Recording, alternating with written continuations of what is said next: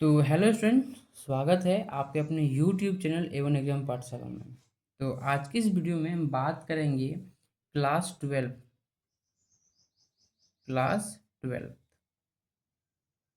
Physics. Class 12 physics, ठीक है। आज जो हमारा है यूनिट 1 स्टार्ट होगा। जो चैप्टर है हमारा चैप्टर है, ठीक है।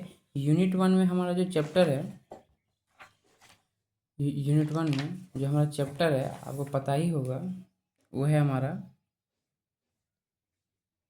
इलेक्ट्रोस्टैटिक्स। क्या है? इलेक्ट्रोस्टैटिक्स। और जो चैप्टर है हमारा इलेक्ट्रोस्टैटिक चार्ज। क्या है? Electrostatic charge.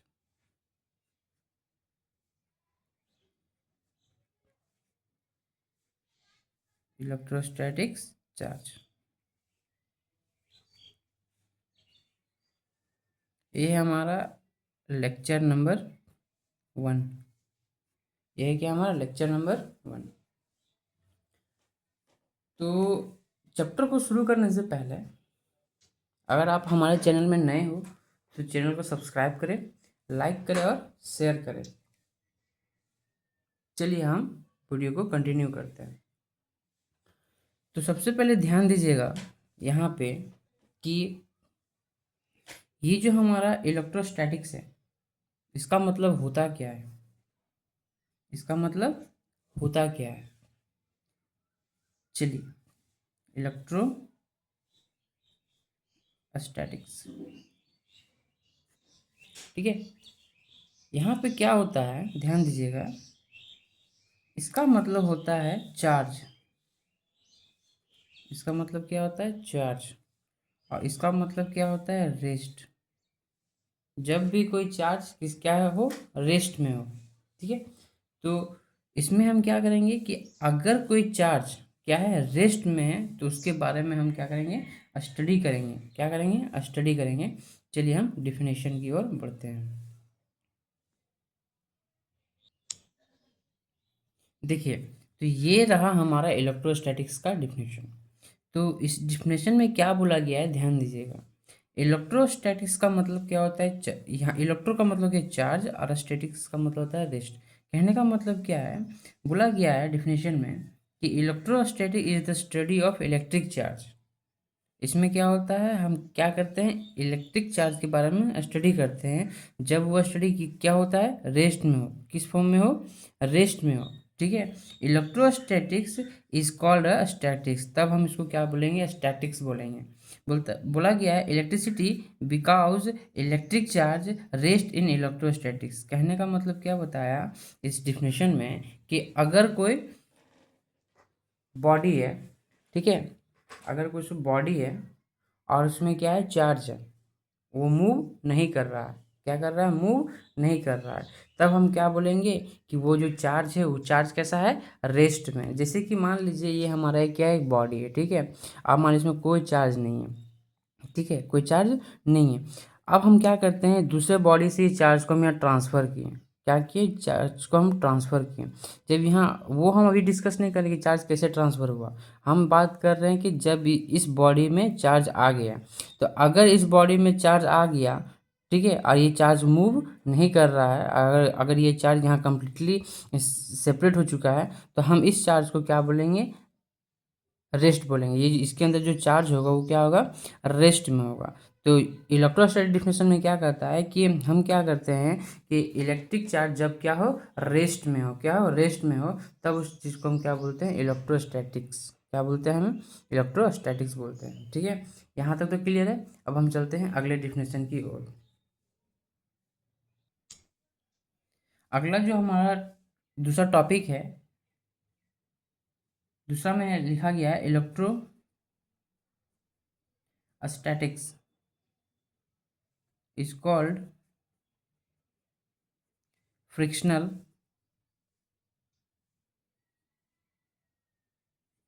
Frictional electricity. Frictional electricity why, ठीक है। ये हमारा क्वेश्चन है। इसका आंसर में क्या बोला गया है, ध्यान दीजिएगा। बोला गया है कि electrostatic is called frictional electricity. Electrostatics को क्या बताया गया है कि ये क्या है, हमारा फ्रिक्शनल इलेक्ट्रिसिटी है। अब इसको हम कैसे लिखेंगे, ध्यान दीजिएगा। बोला गया है कि अगर, हमने तो भी जाना कि अगर क्या हो कि चार्ज क्या हो, रेस्ट में हो, चार्ज क्या हो, जितने सारे चार्ज हो क्या हो हमारे at rest, are produced produced due to produced due to frictional produced due to frictional between two insulating bodies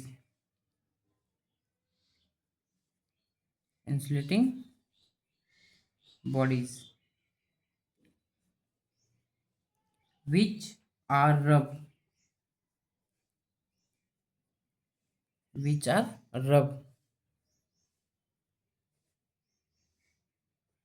against each other. Therefore,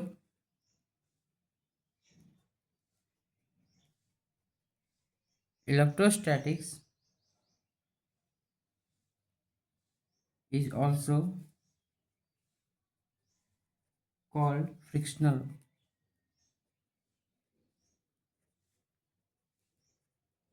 electricity.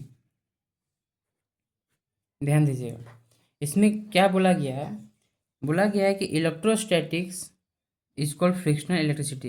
Electrostatics को क्या बोला गया है, फ्रिक्शनल इलेक्ट्रिसिटी बोला गया है। बोला गया है कि द चार्ज एट रेस्ट, जब चार्ज क्या हो, रेस्ट में हो। बोला गया are produce due to frictional between two insulating bodies, जब हम क्या करते हैं कि दो इंसुलेटिंग बॉडीज को जब हम रब करते हैं, उसके अंदर जो फ्रिक्शनल जो पैदा होता है, बोलता है इंसुलेटिंग बॉडीज विच आर रब, जब हम एक दूसरे को उसको क्या करते हैं, रगड़ते हैं, ईच अदर आपस में। बोला गया therefore electrostatics is also called frictional electricity. मतलब कहने के मतलब क्या है कि अगर दो इंसुलेटिंग बॉडीज को हम क्या करते हैं, रब करते हैं, रब होने के बाद जो भी हमारा चार्ज प्रोड्यूस होता है, ठीक है, जो भी चार्ज प्रोड्यूस होता है, उस चार्ज को हम लोग क्या बोल रहे हैं, फ्रिक्शनल इलेक्ट्रिसिटी बोल रहे हैं। क्या बोल रहे हैं, फ्रिक्शनल इलेक्ट्रिसिटी बोल रहे हैं। ठीक है, यहाँ तक क्लियर है। चलिए हम आगे बढ़ते हैं।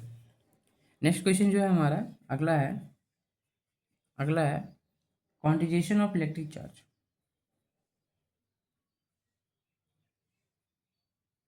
Quantisation of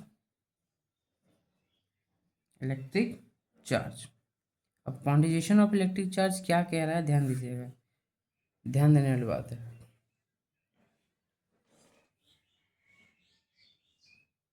quantisation of electric charge क्या कह रहा है, बोला गया है कि quantisation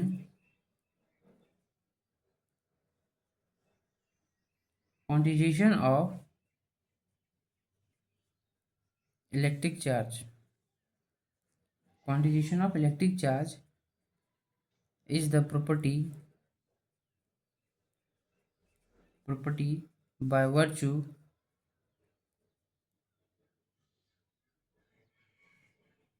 of which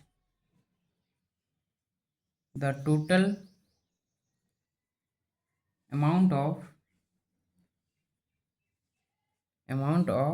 charge in any body is integral multiple of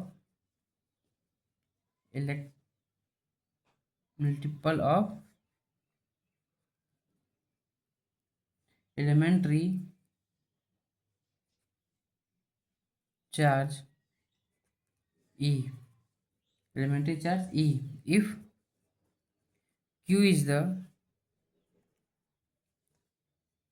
total amount of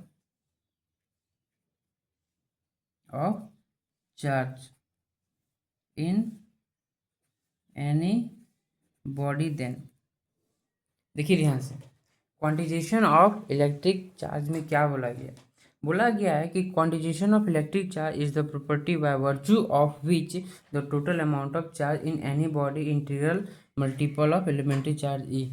कहने का मतलब क्या बताया, देखिए ध्यान से एक बार फिर से हम पढ़ेंगे कि क्वांटिजेशन ऑफ इलेक्ट्रिक चार्ज। अब क्वांटिजेशन ऑफ इलेक्ट्रिक चार्ज क्या होता है, बोला गया है कि इज द प्रॉपर्टी, ये एक प्रकार का प्रॉपर्टी है। क्या है, एक प्रकार का प्रॉपर्टी है। Bye virtue of which the total amount of charge, इसमें क्या बताया गया, मान लीजिए आप मान लीजिए कि एक इंसुलेटिंग बॉडीज है, ठीक है, इसमें जितने भी चार्जेस होंगे, जितने भी चार्जेस होंगे उसका टोटल, जितने भी चार्जेस होंगे उसका टोटल, बोला गया है amount of charge in any body is integral multiple of elementary charge. जितने सारे जो चार्ज होंगे, इंटीग्रल मल्टीपल जितने सारे चार्ज होंगे उसको हम क्या बोला गया, ई बोला गया। क्या बोला गया, ई बोला गया। If Q is the total amount of charge, Q जो होगा हमारा इसमें, इस में जो क्यू जो होगा हमारा, इस इंसुलेटिंग बॉडी में जो क्यू जो होगा हमारा, वो क्या होगा, हमारा टोटल होगा। क्या होगा, टोटल होगा। बोला total amount of charge in any body then, तब अगर ऐसा आएगा तो क्या लिखेंगे, क्यू इक्वल टू हम क्या लिखेंगे, एन ई। क्या लिखेंगे, Q equal to n e. इसके बाद वेयर, इसके बाद वेयर जो एन इज इक्वल टू +-1 +-2 +-3, और ये चलते चला जाएगा, ठीक है। और ये ई का जो वैल्यू होगा हमारा, ये ई का जो वैल्यू होगा, ई का जो होगा 1.6 × 10⁻⁻19 कूलम, ठीक है, ये ई का वैल्यू है। क्लियर। तो ये जो क्वांटिजेशन ऑफ इलेक्ट्रिक चार्ज आपको समझ में आ गया होगा, ठीक है। अब हम पढ़ते हैं एक प्रॉब्लम की ओर, जिससे आपको ये क्लियर पता चल जाएगा।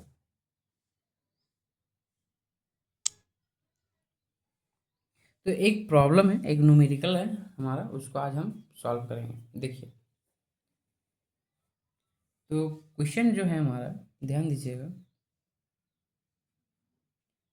क्वेश्चन है कि what is the value of charge, what is the value of charge on a body which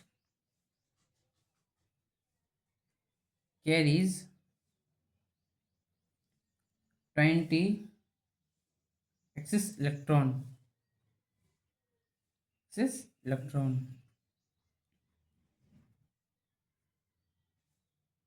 चलिए, इस टाइप का न्यूमेरिकल है, इसको हम कैसे सॉल्व करेंगे, यहाँ पे ध्यान दीजिए।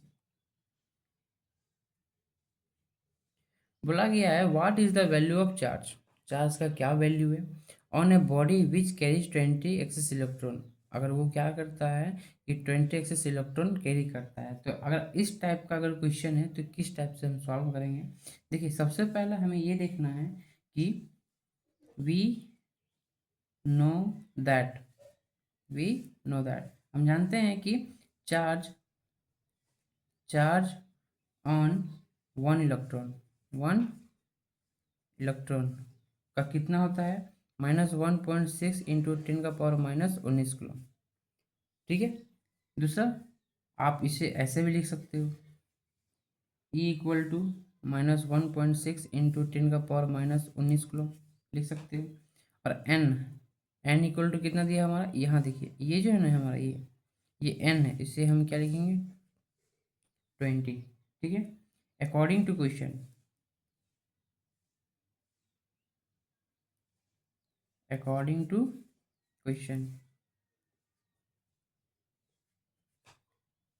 टोटल वैल्यू ऑफ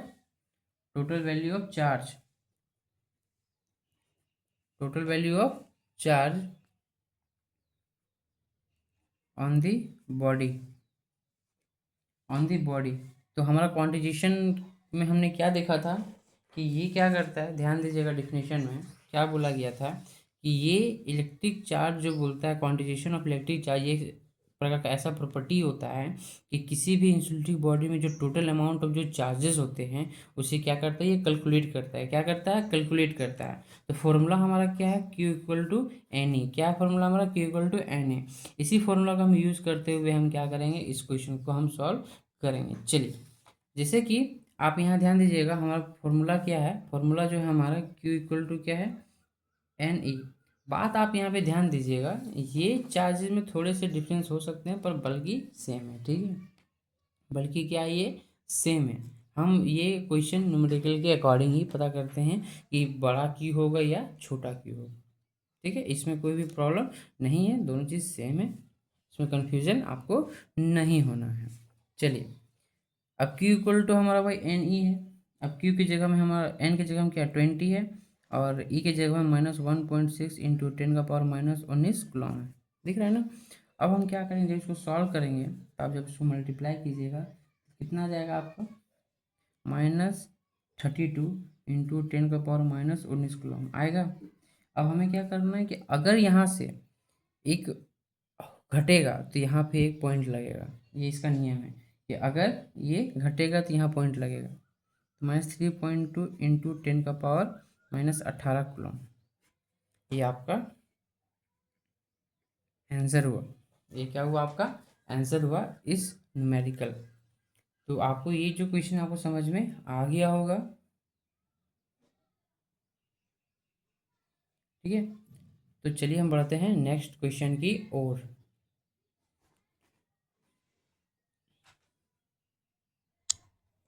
अगला क्वेश्चन है हमारा, ध्यान दीजिएगा, अगला क्वेश्चन है, ये डिफरेंस है। क्या है, डिफरेंस। अगला जो क्वेश्चन है हमारा वो डिफरेंस है। लिख सकते हैं डिफरेंस, डिफरेंस बिटवीन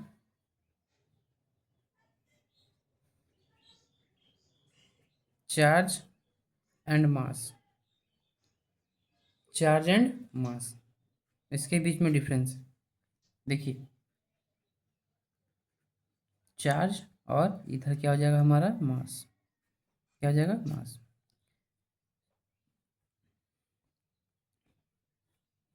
यहाँ पे ध्यान दीजिएगा, सबसे पहले हम क्या बोला है, जो चार्जेस होते हैं, जो चार्जेस होते हैं उसमें क्या होता है कि इलेक्ट्रिक चार्ज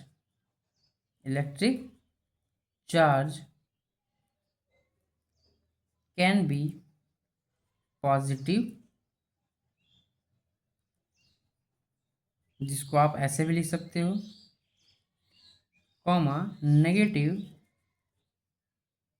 जिसे आप ऐसे भी लिख सकते हो, और ज़ीरो।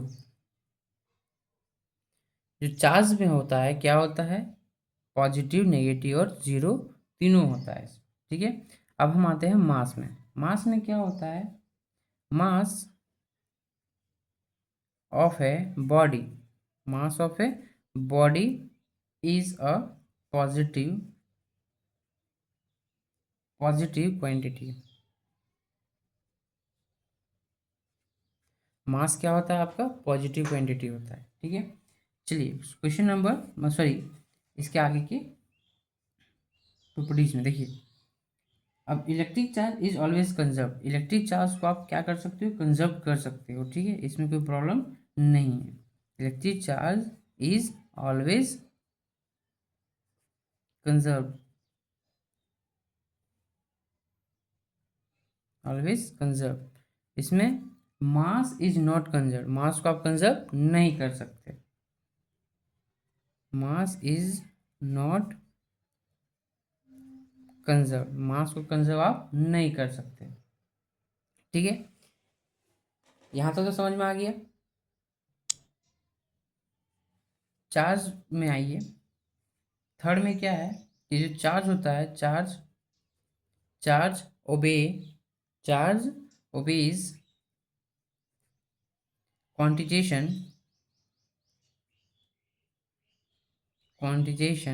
प्रॉपर्टी। चार्ज में क्या होता है हमारा, क्वांटिजेशन प्रॉपर्टी होता है। और थर्ड में हमारा क्या लिखा गया है, मास का थर्ड में बोला गया, मास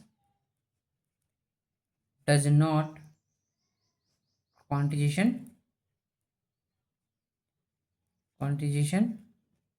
प्रॉपर्टी,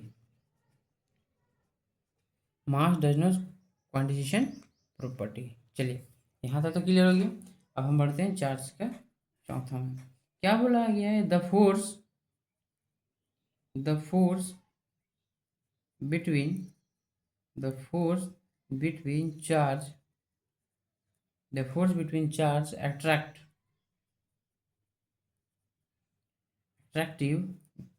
और रिपल्सिव। जो चार्ज होता है वो क्या करता है? अट्रैक्ट और रिपेल दोनों करता है, ठीक है। चौथा बोला गया है मास में कि द फोर्स बिटवीन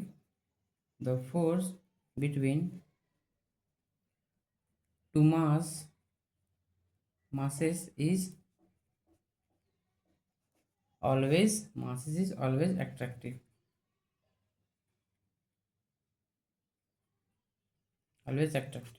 देखिए यहाँ पे ध्यान दीजिएगा। सबसे पहला क्या है कि ये जो difference between charge and mass में क्या बोला गया है? चार्ज और मास के बीच में हम लोग क्या करेंगे? डिफरेंस करेंगे। बोला कि electric charge can be positive, negative और जीरो। चार्ज में क्या होता है? पॉजिटिव, नेगेटिव और जीरो होता है। मास में क्या होता है? ये हमेशा क्या होता है? पॉजिटिव क्वांटिटी का होता है। कैसा होता है? पॉजिटिव क्वांटिटी का। अगर आपको पूछे कि मास क्या है, मास के ऑफ ए बॉडी क्या है? पॉजिटिव क्वांटिटी है। इसमें सेकंड में क्या बोला कि electric charge is always conserve. आप इलेक्ट्रिक चार्ज को कंजर्व कर सकते हो पर मास को आप कंजर्व नहीं कर सकते हो। तीसरा में बोला गया है कि charge obvious quantisation property, mass does not quantisation property. कहने का मतलब क्या है कि चार्ज जो है आपका क्या होता है? क्वांटिजेशन प्रॉपर्टी का होता है, मास क्वांटिजेशन प्रॉपर्टी का नहीं होता है। इसमें बोला गया जो चार्ज में बताया गया है the force between charge attractive और रिपल्सिव। इसमें दो ही कंडीशन आएगा, ये अट्रैक्ट भी करेगा और रिपेल भी करेगा, ठीक है। इसमें क्या होता है कि the force between mass is always attractive. जो मास होता है वो ऑलवेज क्या करेगा? इसमें बताया गया इसमें ये सिर्फ एट्रैक्टिव का ही प्रॉपर्टी इसमें होता है, ठीक है। तो आई होप हमारी वीडियो आपको पसंद आई होगी। तो मिलते हैं क्लास 12 के लेक्चर नंबर 2 में। अभी के लिए बस इतना ही।